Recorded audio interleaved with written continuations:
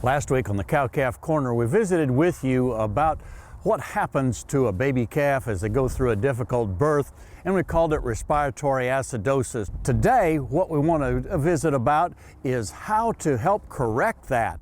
Getting that calf started breathing as soon as possible is very, very important. Some producers, I think incorrectly, will be tempted to hold the calf up by his hind legs perhaps to get some mucus or some fluids out of the respiratory tract. Worse yet, I've even talked to ranchers that would like to put the calf's hind legs and hang him over a rail fence, thinking again they're helping the calf by draining those fluids out. Actually, I think they're being counterproductive in both cases.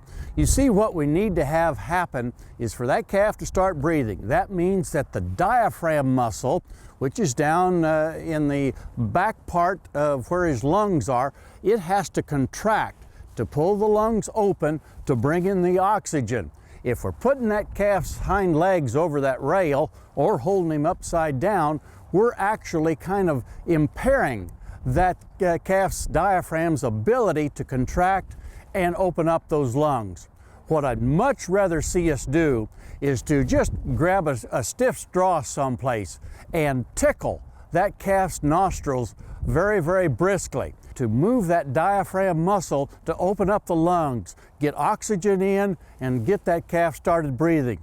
Once we do that, that calf will hopefully start to pant. Breathe very, very rapidly. It's a natural response because his body is wanting to correct that situation of the hypoxia or the low amount of oxygen and the excess of the carbon dioxide and some of its byproducts.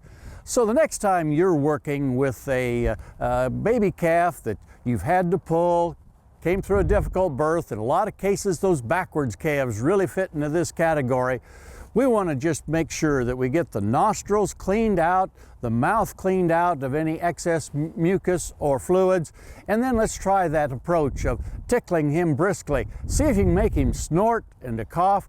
You'll get that calf started breathing and save that calf, get him off to a better start, and that way you'll have him available to sell next fall at calf weaning time.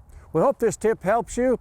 We really encourage you to go to the SunUp website. That's sunup.okstate.edu. Look under show links and download our brochure that the late Dr. Sparks and I wrote several years ago about helping cows and heifers at calving time. It gives you a lot of great information that I think will really be valuable to you.